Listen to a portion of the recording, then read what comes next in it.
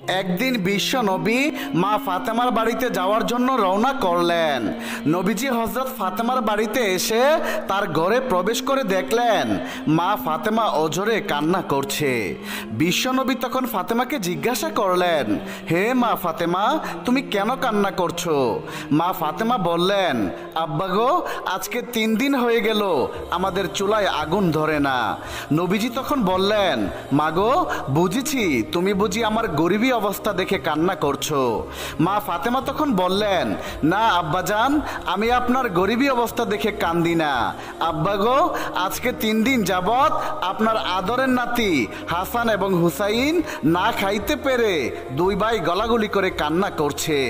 বিশ্বনবী মা ফাতেমার মুখে এই কথা শুনে সাথে সাথে হযরত ফাতেমার ঘর থেকে বেরিয়ে পড়লেন। নবীজি তখন সামনের দিকে হেঁটে চলেছেন, আর কোনো কাজ পান কিনা তা খুঁজে দেখছেন। কিছু দূর যাওয়ার পর দেখতে পেলেন একজন ইহুদি তার ক্ষেতের মধ্যে কুয়া থেকে উঠিয়ে পানি দিচ্ছেন। নবীজি ওই ইহুদির কাছে গিয়ে বললেন, ভাই, আমাকে একটা কাজ দিতে পারবেন? আমি কাজ করতে চাই, বিনিময়ে তুমি আমাকে কিছু খেজুর দিলেই হবে। ইহুদি তখন বলল, আমি তো একজন কাজের লোকই খুঁজতেছিলাম। বেশ, তুমি যদি এই কুয়া থেকে বালতি দিয়ে পানি উঠিয়ে দিতে পারো, তাহলে প্রতি বালতি পানির বিনিময়ে তোমাকে 2টা করে খেজুর দেওয়া হবে।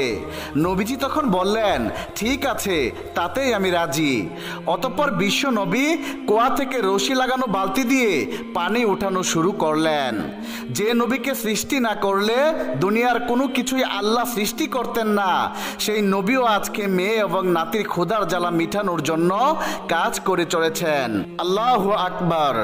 বিশ্বনবী একে একে যখন 9 বালতি পানি উঠালেন, তখন হঠাৎ বালতির রশি ছিঁড়ে পানির বালতিটি কুয়ার ভিতরে পড়ে গেল। বালতিটি কুয়ার ভিতরে পড়ে যেতে দেখে ইহুদি প্রচণ্ড রেগে গেলেন। ইহুদি তখন নবীজিকে লক্ষ্য করে বললেন, তুমি এটা কি করলে? আমার বালতিটি কুয়ার ভিতরে ফেলে দিলে। নবীজি তখন বললেন, ভাই, আপনি রাগ করবেন না, আপনার বালতি আমি তুলে দেওয়ার ব্যবস্থা করব। ইহুদি এই কথা শুনে আরো রেগে গেলেন। এক পর্যায়ে বিশ্বনবীর কাছে এসে নবীজিকে তার হাত দিয়ে থাপ্পড় দিয়ে বসলেন। নাউজুবিল্লাহ। এরপর ইহুদি আমার নবীকে বলতে লাগলেন, কুয়ার বালতি কি তোমার পোষা পাখি নাকি যে এটাকে ডাক দিলেই কুয়ার ভিতর থেকে বের হয়ে আসবে? এত বড় গভীর কুয়া থেকে এই বালতি কোনোদিন তুলে আনা সম্ভব না।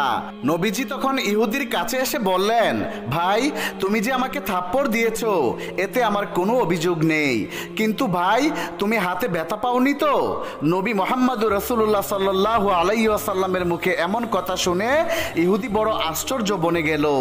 অতঃপর আমার নবীজি কুয়ার কাছে গিয়ে দাঁড়ালেন এবং বিসমিল্লাহ বলে যখন কুয়ার ভিতর হাত বাড়ালেন, তখন আমার আল্লাহ সঙ্গে সঙ্গে হযরত জিবরাইল আলাইহিস সালামকে ডেকে বললেন, ও জিবরাইল, তুমি এক্ষুনি যাও, আমার বন্ধু কুয়ার ভিতর হাত দিয়ে বসে আছে, তুমি কুয়ার ভেতর থেকে বালতিটি উঠিয়ে আমার বন্ধুর হাতে দিয়ে দাও।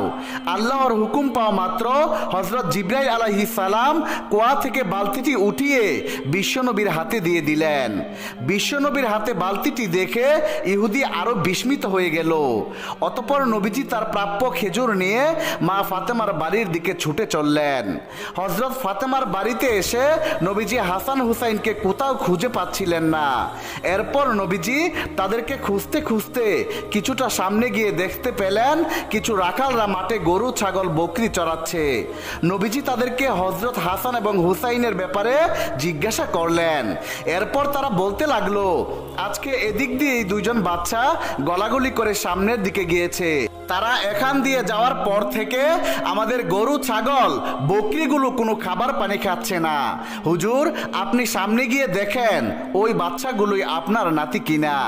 দয়াল নবী তখন আর দেরি না করে সামনের দিকে যেতে লাগলেন। সামনে গিয়ে নবীজি দেখতে পেলেন তার আদরের 2 নাতি হাসান এবং হুসাইন একটি পাহাড়ের পাশে দাঁড়িয়ে দাঁড়িয়ে কান্না করছে। নবীজিকে দেখেই তারা 2 ভাই বলে উঠল, নানা গো, আপনি কোথায় গিয়েছিলেন?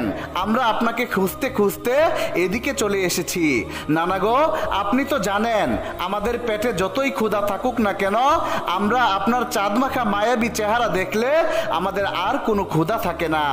আপনি কোথায় আমাদের রেখে চলে গেছিলেন? আমার নবী তখন বললেন, ও আমার আদরের নাতিরা, আমি তোমাদের জন্য খাবারের ব্যবস্থা করতে গিয়েছিলাম। হাসান হুসাইন, তোমরা আসো, আমি তোমাদের জন্য খেজুর নিয়ে এসেছি। অতঃপর বিশ্ব নবী হাসান হুসাইনকে নিয়ে মা ফাতেমার ঘরে আসলেন।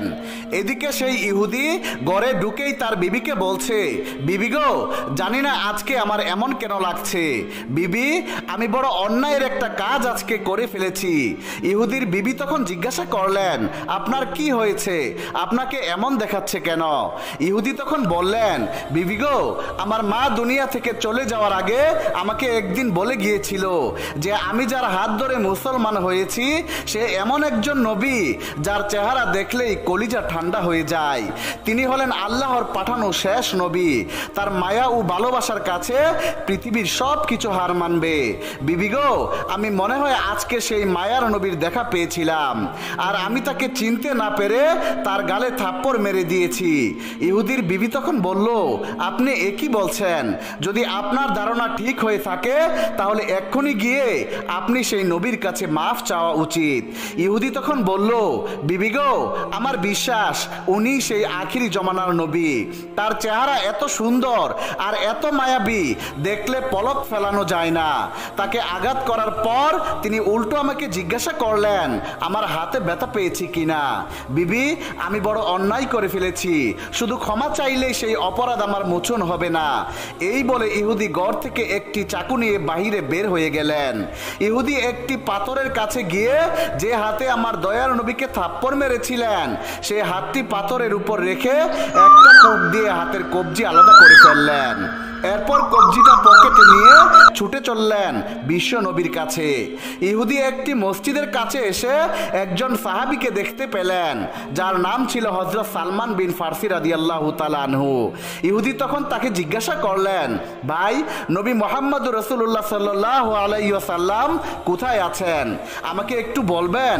হযরত সালমান বিন ফারসি রাদিয়াল্লাহু তাআলা আনহু তখন বললেন, মনে হয় নবীজি মা ফাতেমার বাড়িতে গিয়েছেন। এই কথা শুনে ইহুদি আর দেরি না করে মা ফাতেমার বাড়ির ঠিকানা নিয়ে চলে আসলেন মা ফাতেমার বাড়িতে। ইহুদি বাড়ির বাহির থেকে ডাকতে লাগলেন, ঘরের ভেতরে কেউ আছেন? তখন ঘর থেকে বিশ্বনবী বেরিয়ে আসলেন।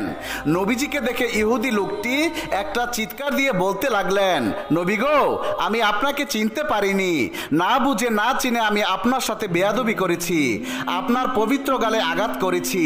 হে মুহাম্মদ, আপনি আমাকে ক্ষমা করে দিন। বিশ্বনবী তখন বললেন, আমি তোমার আচরণে একটুও কষ্ট পাইনি, মনে কোনো দুঃখ পুষে রাখিনি, তাই তোমার উপর আমার কোনো অভিযোগ নেই। ইহুদি তখন বলল, হে আল্লাহর নবী, তবু আপনি আমাকে ক্ষমা করে দিন, আপনি ক্ষমা না করা পর্যন্ত আমি এখান থেকে যাব না। দয়ার নবী তখন বললেন, ভাই, তোমার প্রতি আমার কোনো রাগ নেই, তবুও তুমি যেহেতু চাইছো তাই আমি তোমাকে ক্ষমা করে দিলাম। এইবার ইহুদির মুখে হাসি ফুটে উঠল। বিশ্বনবী তখন লক্ষ্য করে দেখলেন ইহুদির একটি হাত দিয়ে রক্ত ঝরছে এবং হাতের কবজি নেই। নবীজি তখন ইহুদিকে জিজ্ঞাসা করলেন, হে ইহুদি, তোমার এমনটা কি করে হলো?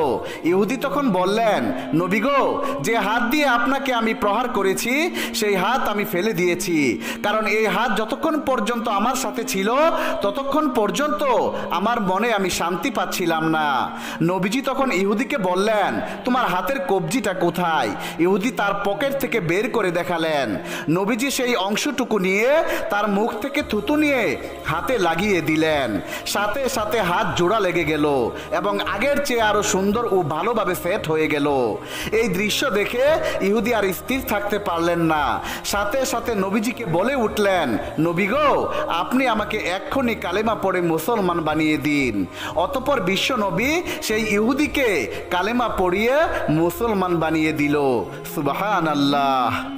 একদিন বিশ্ব নবী সাহাবীদের মজলিসে দাঁড়িয়ে বদর যুদ্ধের ব্যাপারে আলোচনা করছিলেন। ঠিক এমন সময় একটি দোয়েল পাখি উড়াল দিয়ে এসে